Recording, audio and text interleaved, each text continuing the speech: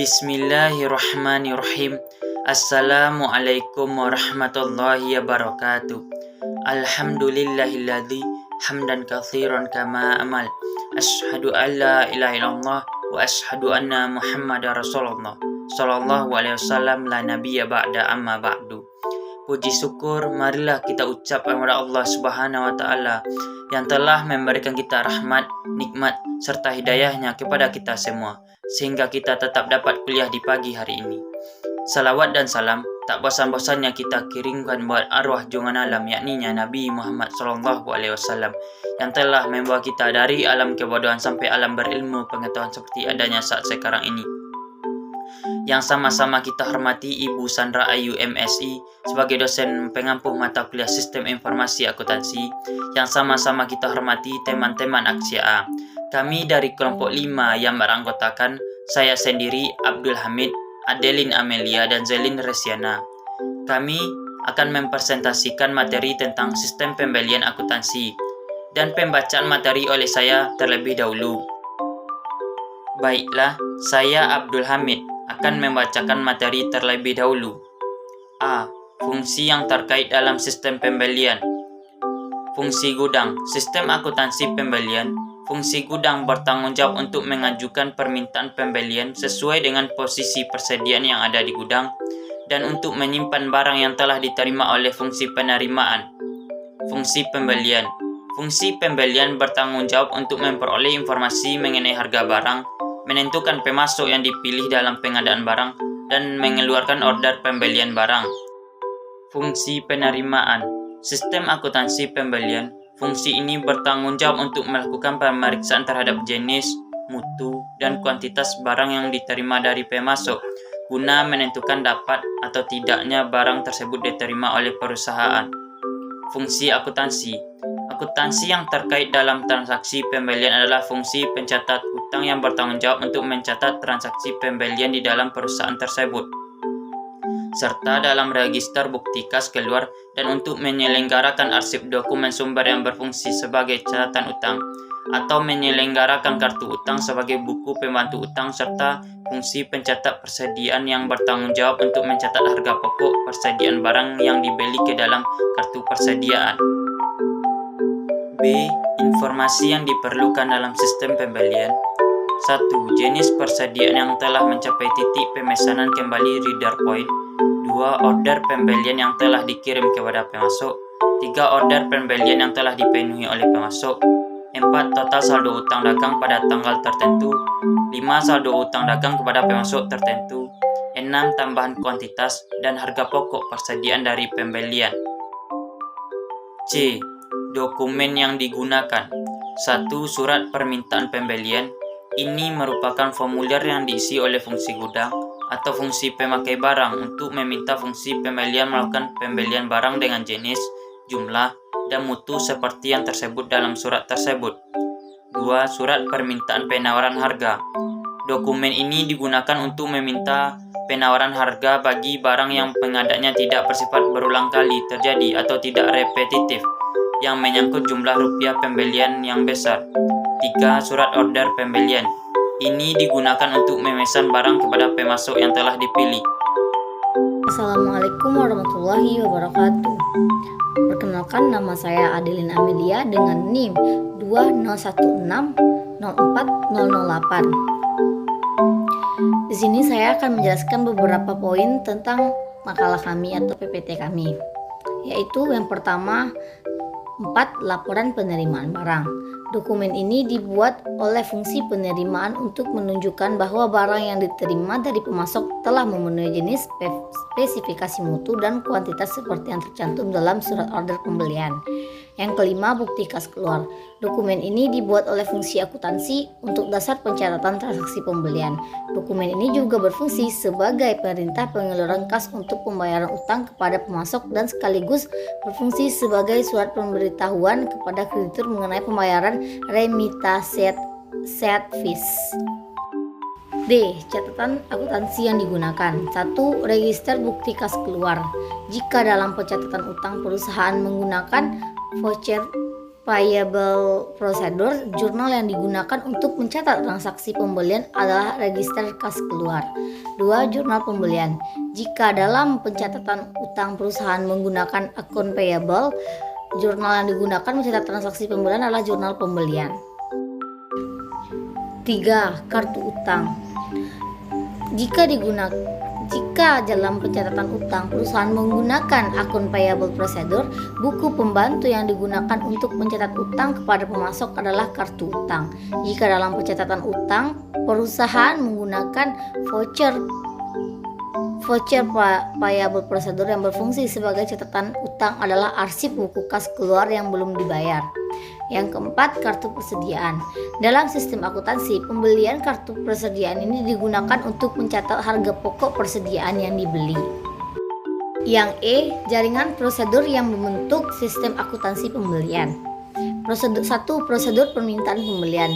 Dalam prosedur ini, fungsi gudang mengajukan permintaan pembelian dalam formulir surat permintaan pembelian kepada fungsi pembelian. Yang kedua, prosedur permintaan penawaran harga dan pemilihan pemasok. Dalam prosedur ini, fungsi pembelian mengirimkan surat permintaan penawaran harga kepada para pemasok untuk memperoleh informasi mengenai harga barang dan berbagai surat pembelian yang lain, untuk memungkinkan pemilihan pemasok yang akan ditujukan sebagai pemasok barang yang diperlukan oleh perusahaan. Yang ketiga, prosedur order pembelian. Dalam prosedur ini, fungsi pembelian mungkin surat order pembelian kepada pemasok yang dipilih dan memberitahukan kepada unit-unit organisasi lain dalam perusahaan mengenai order pembelian yang sudah dikeluarkan oleh perusahaan. Yang keempat, prosedur penerimaan barang. Dalam prosedur ini, fungsi penerimaan melakukan pemeriksaan mengenai jenis, kuantitas, dan mutu barang yang diterima dari pemasok, dan kemudian membuat laporan penerimaan barang untuk menyatakan penerimaan barang dari pemasok tersebut. 5. Prosedur pencatatan utang. Dalam prosedur ini, fungsi akuntansi memeriksa dokumen-dokumen yang berhubungan dengan pembelian, surat order pembelian, laporan penerimaan barang, dan faktur dari pemasok, dan menyelenggarakan pencatatan utang atau mengarsipkan dokumen sumber sebagai catatan utang. 6. Prosedur distribusi pembelian. Prosedur ini meliputi distribusi rekening yang didebit dari transaksi pembelian untuk kepentingan pembuatan laporan manajemen. Sekian akan dilanjutkan oleh rekan saya.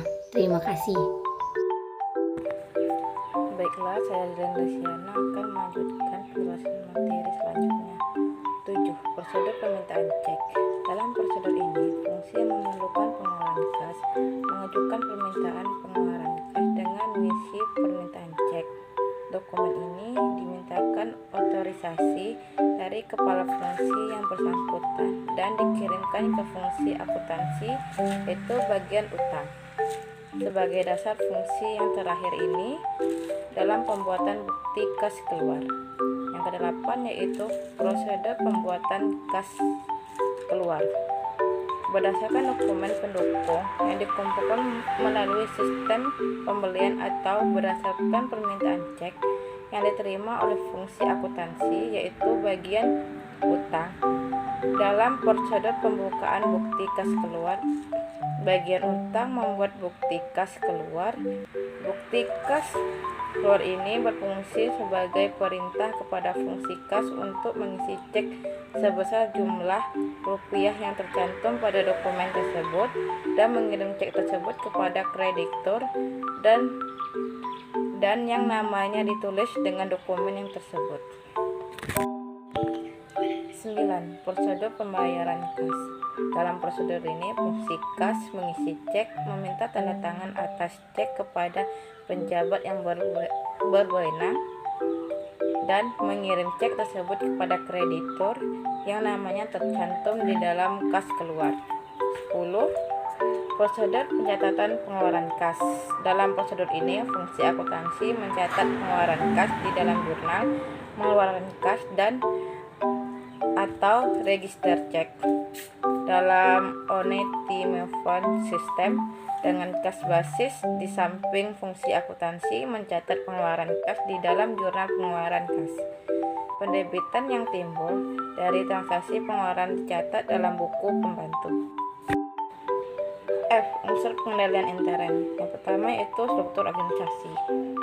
Struktur organisasi yang memisahkan tanggung jawab fungsional secara tegas. Struktur organisasi merupakan rangka atau pembagian tanggung jawab fungsional kepada unit-unit organisasi yang dibentuk untuk melaksanakan kegiatan pokok perusahaan. Yang kedua yaitu sistem otorisasi dan prosedur pencatatan. Sistem wewenang dan prosedur pencatatan dalam organisasi. Setiap transaksi hanya terjadi atas dasar otorisasi dari penjabat yang memiliki wewenang untuk menyetujui terjadinya transaksi tersebut. Oleh karena itu, dalam suatu organisasi harus dibuat sistem yang mengatur pembagian wewenang untuk otorisasi atas terlaksananya setiap transaksi. G. Bagan alir dokumen. Menurut Mulyadi, dalam buku Sistem Akuntansi mendefinisi flowchart, yaitu flowchart adalah bagan yang menggambarkan aliran dokumen dalam suatu sistem informasi. Sedangkan menurut Al-Bahra bin Lajamuddin mengatakan flowchart adalah bagan-bagan yang mempunyai arus yang menggambarkan langkah-langkah penyelesaian suatu masalah. Flowchart merupakan cara penyajian dari suatu algoritma. Dari dua definisi di atas, maka dapat disimpulkan bahwa pengertian flowchart adalah yaitu suatu simbol yang digunakan untuk menggambarkan suatu arus data yang berhubungan dengan sistem transaksi akuntansi. Sekian pembacaan materi dari kami.